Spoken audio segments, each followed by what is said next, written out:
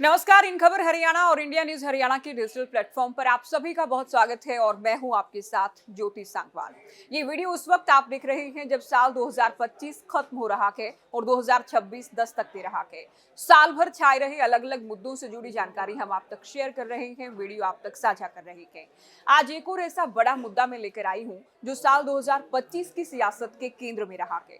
जी हाँ, बात करेंगे वोट चोरी को लेकर। वोट चोरी को लेकर कांग्रेस ने जमकर निर्वाचन आयोग को साल भर घेरा है।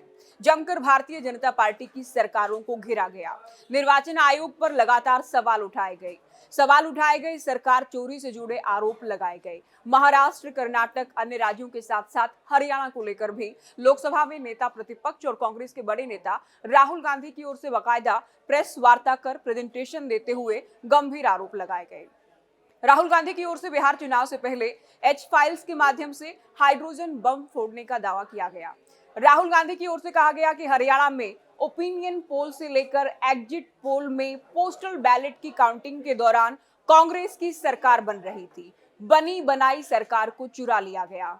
राहुल की ओर से कहा गया कि राजनीति के इतिहास में हरियाणा की वो बात कर रहे थे, पहली बार ये हुआ है कि पोस्टल बैलेट से अलग दिशा में चुनाव परिणाम आए हों। पोस्टल बैलेट में हम बहुमत से सरकार बना रहे थे। तमाम आरोप उनकी ओर से लगाए गए।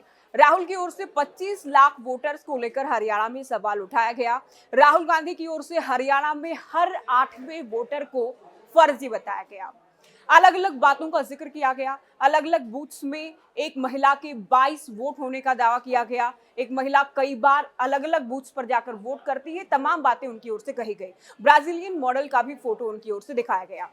तो बहुत सारे गंभीर आरोप उनकी ओर से लगाए गए।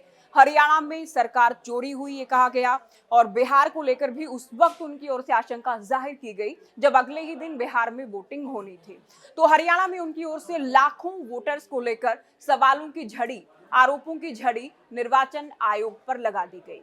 राहुल के आरोपों के बाद कांग्रेस की ओर से जहां इन तमाम बातों को हाथों हाथ लेते हुए प्रदर्शन किए गए, सरकार को घेरा गया, निर्वाचन आयोग पर सवाल उठाए गए, तो भारतीय जनता पार्टी से जुड़े नेताओं की ओर से जमकर पलटवार किया गया।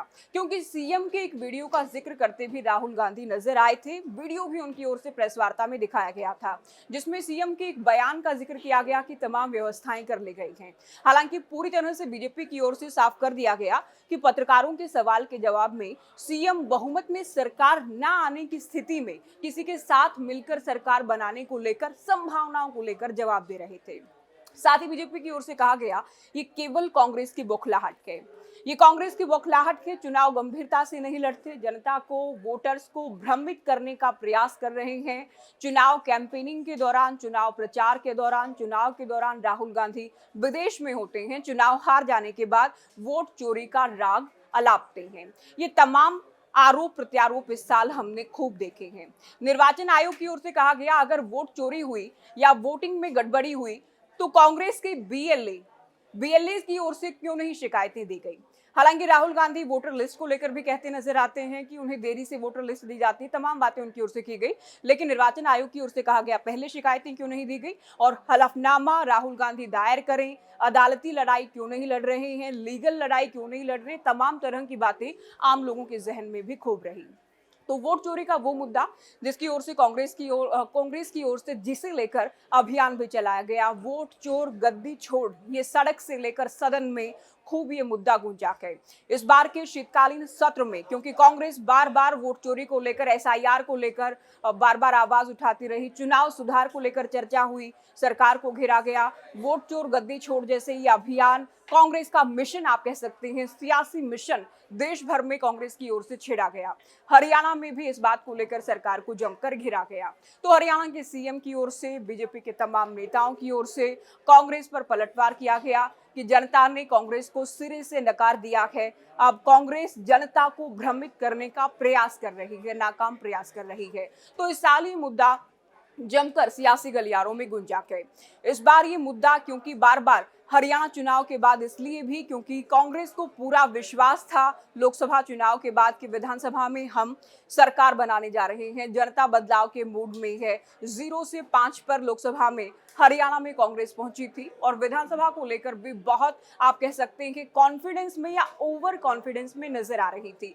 लेकिन विधानसभा चुनाव जो कांग्रेस की उम्मीदों के अनुरूप नहीं आया, उसके बाद चुनाव परिणाम को लेकर लगातार कांग्रेस ने सरकार को घेरा है। लगातार निर्वाचन आयोग पर सवाल उठाए गए हैं। राहुल गांधी की ओर से जैसे ही वोट चोरी को लेकर प्रेस वार्ता की गई, उसके बाद हरियाणा कांग्रेस के नेताओं की ओर से भी बार बार ये आरोप लगाया गया।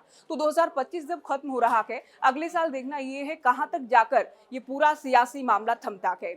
कांग्रेस कब तक वोट चोरी के आरोप लगाती है और कब हरियाणा के चुनाव परिणाम या दूसरे राज्यों के चुनाव परिणाम को स्वीकार करती भी है या फिर नहीं, इसी लाइन पर सियासत करती है। क्योंकि राहुल गांधी की ओर से तो जेनजी जो हैं, युवा जो हैं, उनसे भी अपील की गई कि आप शांति और अहिंसा के साथ लोकतंत्र को बचाने की लड़ाई लड़ें, उनकी ओर से अपील की गई थी। तो देखना यह है 2026 में क्या ये मुद्दा बना रहता है, कांग्रेस इतना ही पुरजोर ढंग से इस मुद्दे को उठाती है, बीजेपी की ओर से किस तरह के जवाब आते हैं, निर्वाचन आयोग की ओर से आगे भी किस तरह के जवाब दिए जाते हैं, कब तक वोट चोरी के मुद्दे को लेकर सियासत होती रहेगी, ये भी देखना इस साल बेहद दिलचस्प रहेगा।